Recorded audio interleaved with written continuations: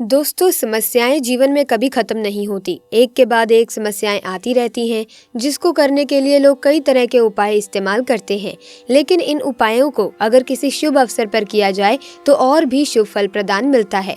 जो उपाय आप करते हैं उसका जो फल होता है वो दोगुना होकर मिलता है। ऐसे में महाशिवरात्रि के पर्व का आगाज हो रहा है, तो अगर आप महाशिवरात्रि के दिन इन उपायों को करेंगे तो आपको धन धान्य के साथ सुख समृद्धि की प्राप्ति होगी। महादेव आप पर प्रसन्न हो जाएंगे।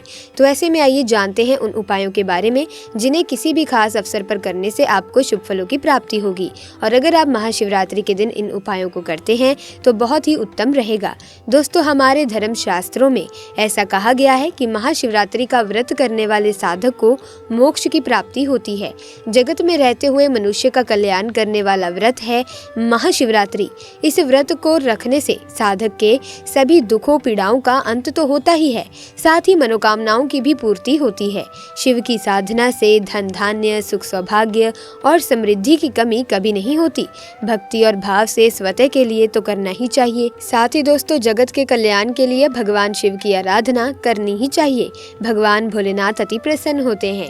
दोस्तों, महाशिवरात्रि के दिन भक्त जप तप और व्रत रखते हैं और इस दिन भगवान के शिवलिंग रूप के दर्शन होते हैं। इस पवित्र दिन पर देश के हर हिस्सों में शिवालयों में बेलपत्र, धतूरा, दूध, दही आदि से शिवजी का अभिषेक किया जाता है। देश भर में महाशिवरात्रि को एक महोत्सव के रूप में मनाया जाता है, क्योंकि इस दिन देवों के देव महादेव का विवाह हुआ था। हिंदू धर्म शास्त्रों में प्रदोष काल यानी सूर्यास्त होने के बाद रात्रि होने की मध्य अवधि, मतलब सूर्यास्त होने के बाद के 2 घंटे 24 मिनट की अवधि प्रदोष काल कहलाती है। इसी समय भगवान शिव प्रसन्न मुद्रा में नृत्य करते हैं। इसी समय सर्वजन प्रिय भगवान शिव और माता पार्वती का विवाह हुआ था। तो दोस्तों, सबसे पहले आज हम जानेंगे कि 2023 में महाशिवरात्रि और प्रदोष व्रत का शुभ मुहूर्त क्या रहेगा। दोस्तों, प्रदोष व्रत की शुरुआत 17 फरवरी 2023 शुक्रवार को रात 11:36 पर होगी और इसका समापन 18 फरवरी 2023 दिन शनिवार को रात 8:02 पर होगा। उदय तिथि के अनुसार प्रदोष व्रत और महाशिवरात्रि व्रत 18 फरवरी को रखा जाएगा। दोस्तों, अगर आपका मन बहुत ही ज़्यादा अशांत रहता है या आपके अंदर अलग अलग तरह के विचार चलते रहते हैं या फिर आप किसी प्रकार की चिंता से हमेशा घिरे हुए ही रहते हैं, तो इससे आपका स्वास्थ्य भी बिगड़ सकता है। इसीलिए अपने मन की शांति के लिए नमक मिले हुए जल से स्नान करने से शरीर तो शुद्ध होगा ही, लेकिन साथ ही मन की बेचैनी भी शांत हो जाएगी। लेकिन ध्यान रहे कि नमक सेंधा ही होना चाहिए, क्योंकि महाशिवरात्रि पर सफ़ेद नमक के प्रयोग को निषेध बताया गया है। इससे आपका भाग्य उदय हो जाएगा, नौकरी व्यापार में तरक्की हो जाएगी, माता लक्ष्मी दौड़ी चली आएंगी, भगवान शनि आपके ऊपर कृपा दृष्टि बरसाएंगे, आपका बृहस्पति मजबूत हो जाएगा, यहाँ तक कि आपका शुक्र भी मजबूत हो जाएगा।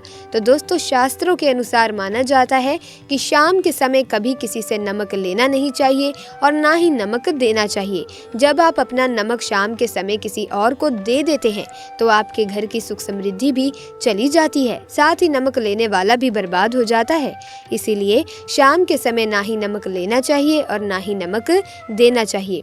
दोस्तों, वैसे तो तुलसी की पूजा बहुत शुभ फलदायी होती है, लेकिन शास्त्रों के अनुसार महाशिवरात्रि के दिन महादेव की पूजा में तुलसी दल का प्रयोग करना वर्जित बताया गया है। अगर आप तुलसी का पत्ता शिवलिंग में अर्पित करते हैं तो आप पुण्य की जगह पाप के भागीदार बन जाएंगे। ऐसे में महाशिवरात्रि के दिन तुलसी का प्रयोग महादेव की पूजा में कतई ना करें।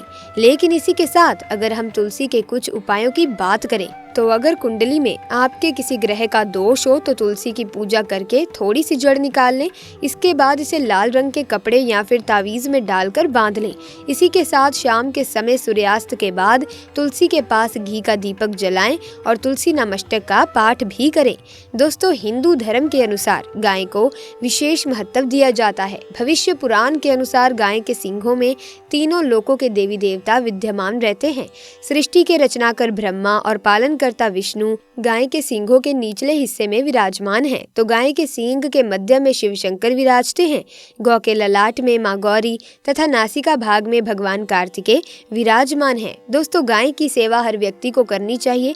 ऐसे में हमारे शास्त्रों में बहुत से उपायों को करने का महत्व भी बताया गया है, जिन्हें अगर आप किसी महाशिवरात्रि के अवसर पर करते हैं तो आप बेहद शुभ फलों की प्राप्ति कर पाएंगे। धार्मिक मान्यता है दोस्तों कि गाय को खिलाई गई कोई भी चीज सीधे देवी देवताओं तक पहुंचती है, इसीलिए पहली रोटी गाय के लिए निकाली जाती है। गाय के लिए पहली रोटी निकालने से जीवन की सभी समस्याएं दूर हो जाती हैं और परिवार में सुख समृद्धि का वास होता है। माना जाता है कि महाशिवरात्रि पर गाय को तिल खिलाने से दुख और दरिद्रता दूर होती है और कष्टों से मुक्ति मिलती है। इस दिन आपको गाय को तिल गुड़ खिलाना चाहिए और फिर उसे पानी भी देना चाहिए, जिससे आपके सारे दुख दर्द दूर हो जाएंगे और आपको भगवान विष्णु की कृपा प्राप्त होगी। बता दें कि इस दिन काले तिल का दान करने से पितृदोष, राहु केतु और शनि के प्रभाव से मुक्ति मिलती है। पुराणों के अनुसार जो व्यक्ति इस दिन साधु संतों को तिल का दान करता है उन्हें स्वर्ग मिलता है। इस दिन तिल से भरे तांबे के कलश को वैदिक ब्राह्मणों को दान करने का विशेष महत्व है।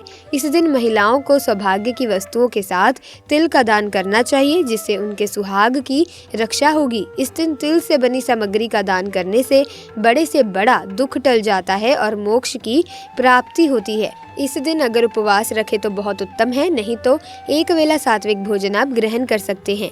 दोस्तों, अब जो मैं आपको बताने जा रही हूँ इसका विशेष तौर पर आपको ध्यान रखना है।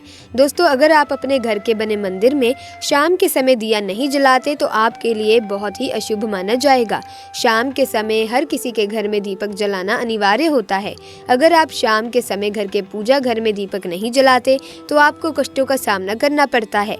आपका घर नकारात्मक ऊर्जा से भर जाता है, सकारात्मकता का संचार नहीं हो पाता। तो ऐसे में अगर आप भी अपने घर के पूजा घर में शाम के वक्त दिया नहीं जलाते तो आपको अपनी आदत बदलनी होगी, वरना अनर्थ हो जाएगा। तो ऐसे में हर रोज दीपक जलाएं। ऐसे में दोस्तों, महाशिवरात्रि के दिन पीपल के पेड़ पर जल चढ़ाएं। शाम को पेड़ के नीचे दीपक भी लगाएं। इस उपाय को करने से कर्ज से मुक्ति मिलती है, पैसों की किल्लत खत्म हो जाएगी। इसी के साथ कुछ चीजें ऐसी हैं जो आपको शिवरात्रि पर कभी भी शिवलिंग पर अर्पित नहीं करनी चाहिए, नहीं तो आप पाप के भागीदार बनते हैं। दोस्तों, नंबर 1, सिंदूर। सिंदूर एक प्रकार से श्रृंगार की ही वस्तु है जो सभी देवियों को चढ़ाया जाता है, परंतु भगवान शिव बैरागी हैं और वो महाकाल हैं, इसीलिए उन्हें सिंदूर नहीं चढ़ाया जाता। ऐसा पाप आप कभी मत करना। लेकिन दोस्तों, आपको बता दें कि शिवरात्रि के दिन आप हनुमान जी को सिंदूर जरूर अर्पित करें। इससे आपके जीवन की सभी परेशानियां हनुमान जी दूर करते हैं। नंबर 2, टूटे हुए चावल। भगवान शिव को अक्षत यानी साबुत चावल अर्पित किए जाने के बारे में शास्त्रों में लिखा है। टूटा हुआ चावल अपूर्ण और अशुद्ध होता है, इसीलिए ये चीज शिव जी को नहीं चढ़ाई जाती। आप ऐसा अनर्थ मत करना। चावल चढ़ाने से पहले ध्यान से देख लें कहीं चावल टूटा हुआ ना हो। दोस्तों, नंबर 3, तुलसी। पुरानी कथाओं के मुताबिक तुलसी को महालक्ष्मी का स्वरूप माना जाता है। माता लक्ष्मी भगवान विष्णु की अर्धांगिनी है।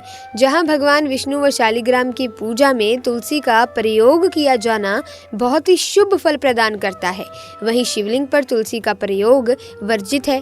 ये आपको पाप का भागीदार बना सकता है। दरअसल ऐसा अनर्थ मत करना।